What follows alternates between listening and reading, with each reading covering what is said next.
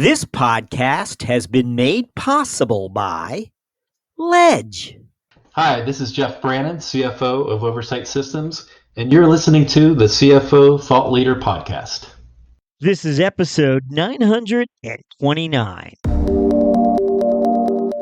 I am leading a team of 220 people. They are based in 15 locations. Obviously, I talk about not only Europe, Dubai as well, Middle East, as well as Manila and Philippines, in Singapore, even in the States, a smaller team.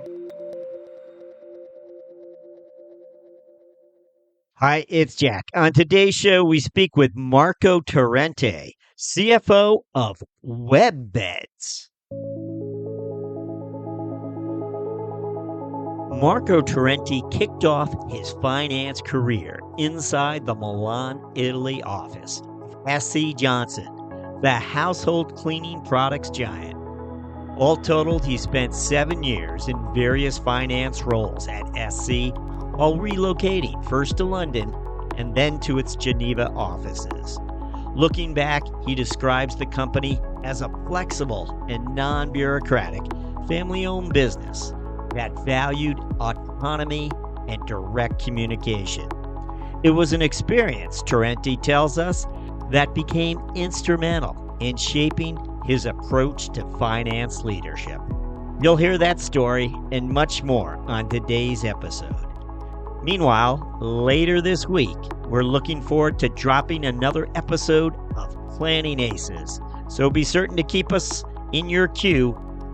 We begin after this. Does your finance team struggle with routine tasks like reconciliation and manually managing multiple bank accounts? Many tech companies today have complex finance operations and massive amounts of data in different disconnected silos. Whether you're reconciling across 6 different payment processors or between NetSuite and the bank, closing the books can be a nightmare. Ledge has found a better way.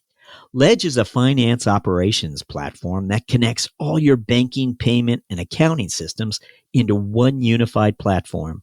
Ledge automates revenue reconciliation across all systems, right down to the transaction level, and instantly matches payments, invoices, refunds, chargebacks, or any other transaction. Ledge gives you real-time visibility into your cash position across all accounts and alerts you about issues and at-risk funds in real time, so you can act in real time. And get this, Ledge requires no engineering resources. Ledge plugs right into your existing stack, so you can get set up instantly. Ledge puts finance teams back in control. Learn more at ledge.co.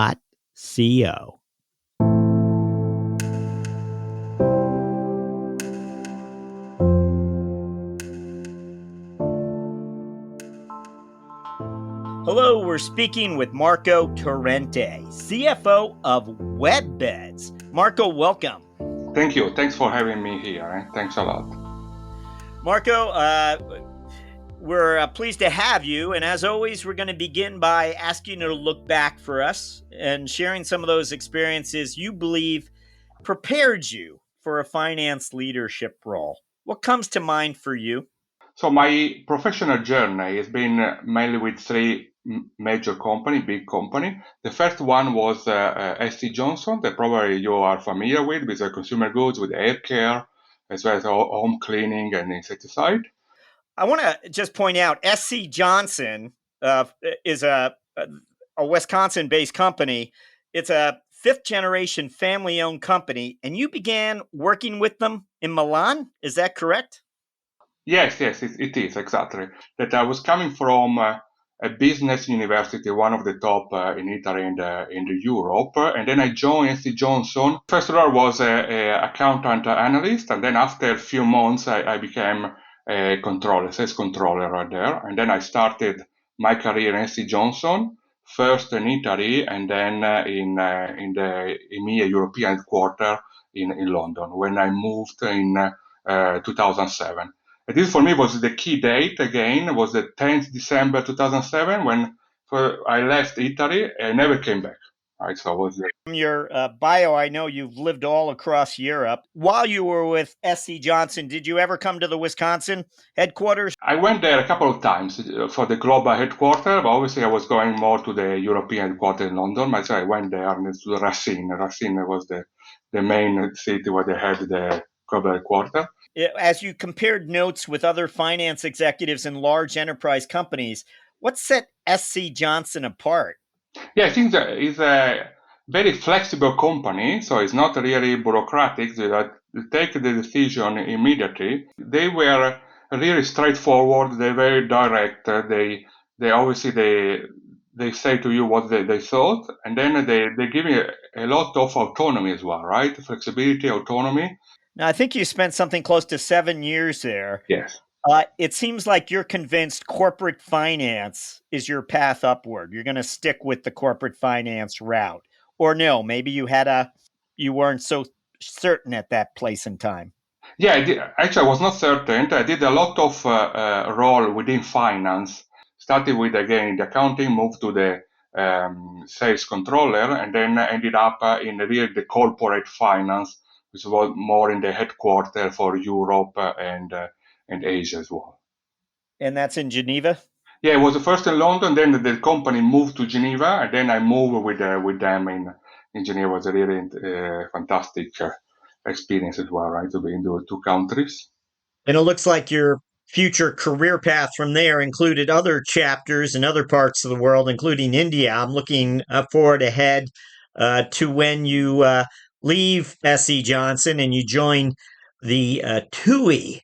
You're actually it's a travel company, and you're changing industries, I guess, as well.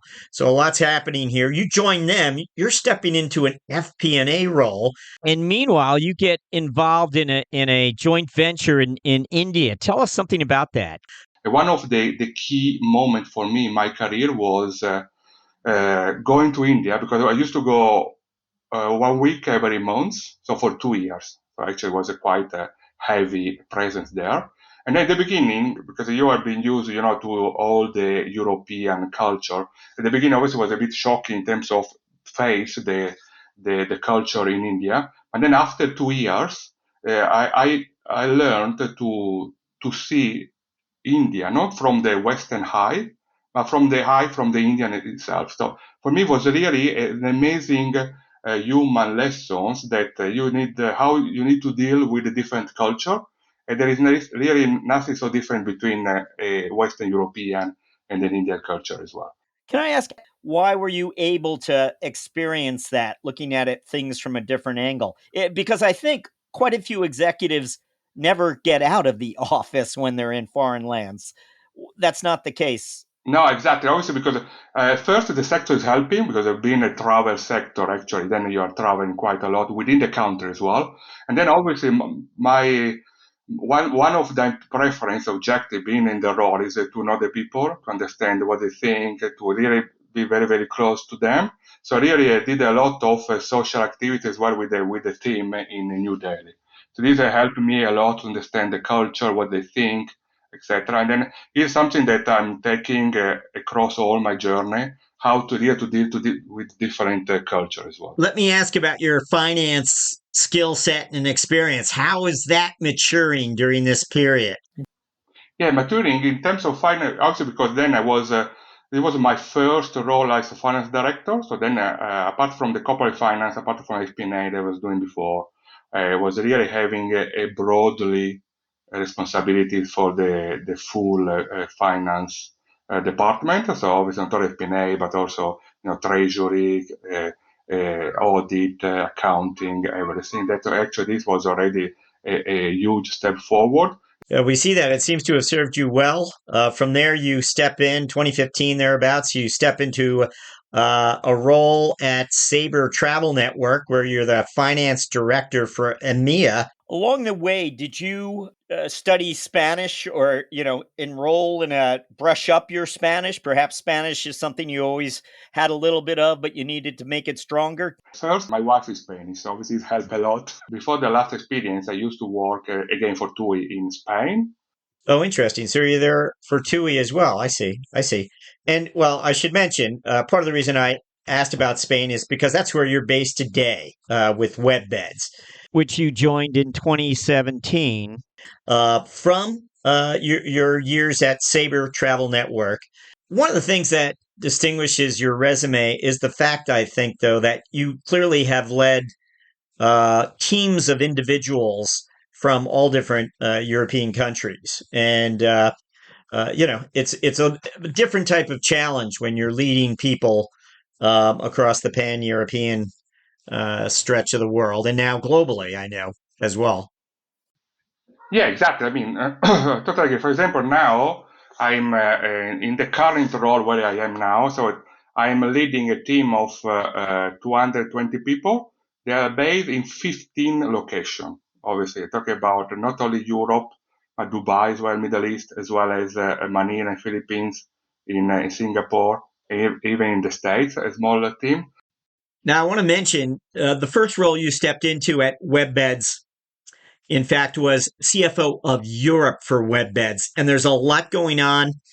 This company has done quite a few acquisitions. So there was a lot that happened on your watch as the European CFO. And in 2021, you step into the global CFO office at WebBeds, which it's time to find out about this company. Tell us about WebBeds. What does this company do, and what are its offerings today? Yeah, WebBeds is obviously it's a B2B company, so a part of a group, which is obviously WebJet Group, is an Australian group, public company in the Australian obviously stock exchange. The market cap that we're talking about 3 billion of Australian dollar, which is around 1.8 billion of euro. So it's already a relevant company. And WebBeds is a global marketplace for the travel industry that providing actual distribution in general for the travel industry. So what we're doing, we're put in connection the hotels with the travel company. That can be again B2B, B2C, sorry, OTA, retail, travel agency. Can be like Expedia, Booking.com, or something like Airbnb as well. Something that you are familiar with. So we are B2B. Obviously, when we're talking about Expedia, Airbnb, and the Booking.com, they're more B2C because they are facing directly the consumer. And we are obviously in the behind them some of the time, right? Can you tell us a little bit about your finance organization today? How it looks today, post COVID, and as you described, there were these four entities. Now there are one. How did you organize? Yeah, actually, I changed a lot to be honest, because with a couple of main principles for me. The first one was a business partner. So for me, obviously, the full finance organization, in a certain degree, needs to be a business partner, not only FP&A, but for example, even accounting for me is a key that they can be a business partner with the region that they are serving. Do the service. For example, you can imagine an example. For us, it's super important, obviously, the collection of in the account receivable and credit control. And we created really a separate team according to the region, because for me, if a credit controller speaks the same language as the customer, has got the same culture, for me, it's easier for him to collect rather than another person, maybe in a shared service center in Manila or whatever. So this is, for me, a restructure of the finance department to try to have as much as possible a business partner at all levels for the commercial side, as well as some department one. And then starting the big digitalization journey where we are right now, which is obviously, I know a hot topic, everyone is saying that, but it's obviously the key to understand what we did. And we put also the foundation back then during the COVID period, because obviously, again, I didn't want to waste the crisis. So we started put the foundation of our digitalization strategy that we are still doing. Did that involve the adoption of a technology platform, like a uniform technology platform, whereas before it was more fragmented? So actually, yeah, exactly. It was before it was very fragmented. So you can imagine different booking platform, different even accounting platform. So we unify under one umbrella, so one ERP. It was the first key change that we did. Obviously, was just to put a foundation so that all of us were really speaking the same languages. Want to move to our finance strategic moment question. And again, this is where we're hoping you'll share a moment of strategic insight that you've experienced along the way during your career, which led you to pursue an opportunity or avoid a risk. What comes to mind when we ask for a finance strategic moment? For me, strategic model is what I mentioned at the beginning in terms of how to structure the finance department after a crisis so big like it would be a COVID. Because being a global business can help you in different situations when the macroeconomic is not so favorable.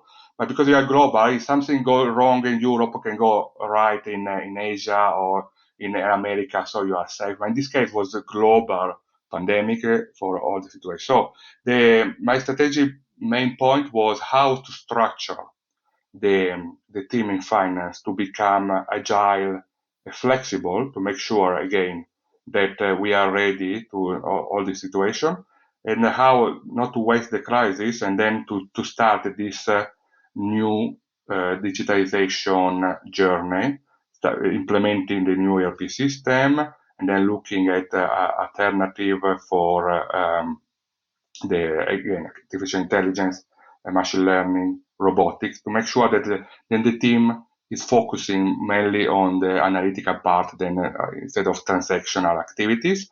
That's why, so for example, I reorganize the structure in again more business partner focus, creating a new department that is called digitalization as well, that is really focusing on this new tool that we can have in the market. With a lot of software in the market that you can deal with, and then you cannot have the same people that do FP&A or controlling also looking at this system, because then they will never do, because they're super busy. So I created just a specific department, and then again, for me was really this key moment. It was a really a difficult part for all the travel industry. But we came up very strongly after that, because actually we were focusing on to have the foundation right. And now, for example, the result we had the last fiscal year was higher than pre-COVID. So it was higher than 2019. From episode 842, this is 1 Minute with Ross Mukin, CFO of Sophia Genetics.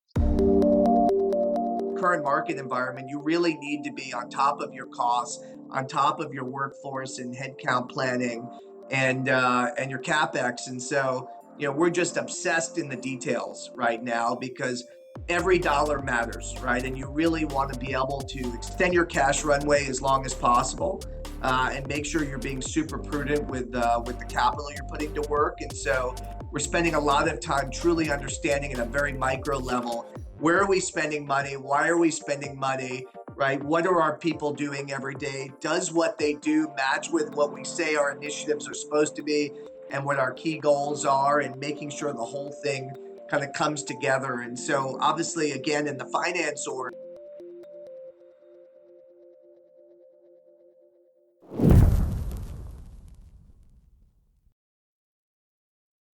We'd like you to think back to that first 60 days. You were in the CFO role and all the responsibilities fell on your shoulders. And we'd like to know what advice you would have given yourself at that place and time. What is it that you wish someone had told you?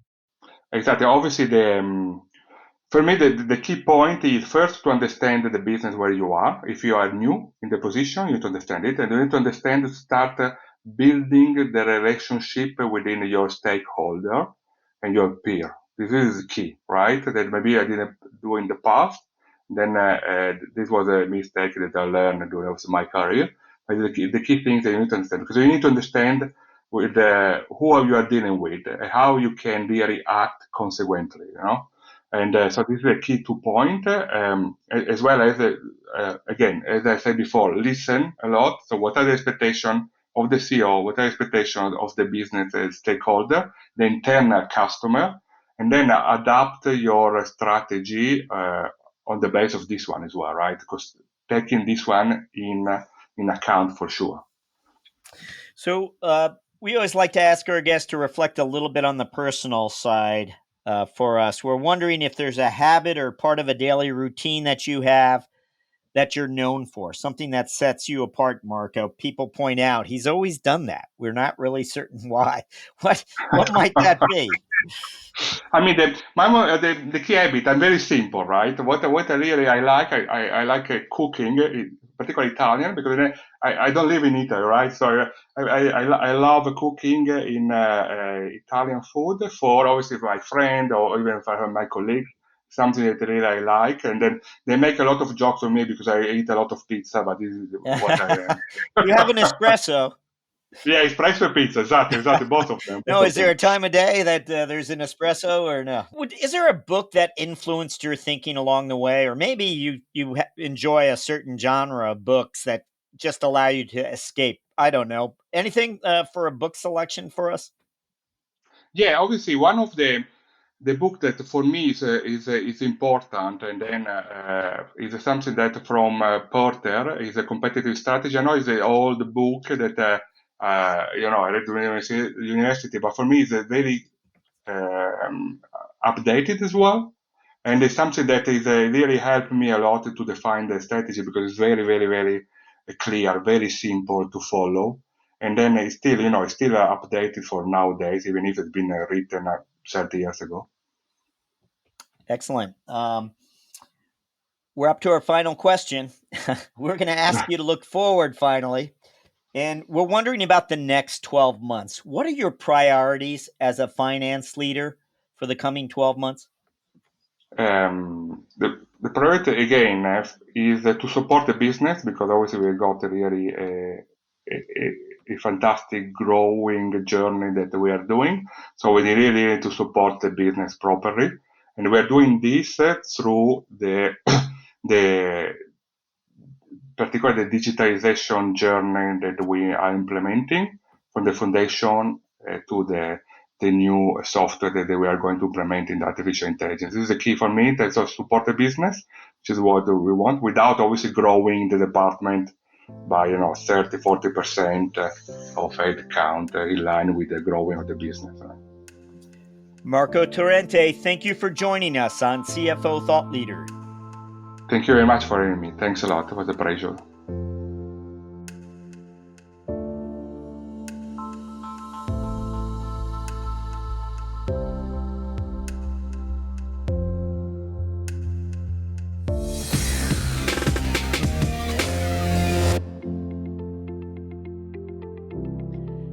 Hello, Thought Leader listeners. As you have perhaps already heard or even seen, we're now featuring the career lessons and moments of strategic insight shared by our CFO guests as Thought Leader videos. You can now find these videos on our blog at cfothoughtleader.com and, of course, our newsletters, but also on LinkedIn. If you haven't already, please go ahead and follow our CFO Thought Leader LinkedIn company page, and you'll be certain not to miss a single Thought Leader video debut. CFO Thought Leader, the #1 thought leadership platform exclusively for and by CFOs. As always, thank you for listening.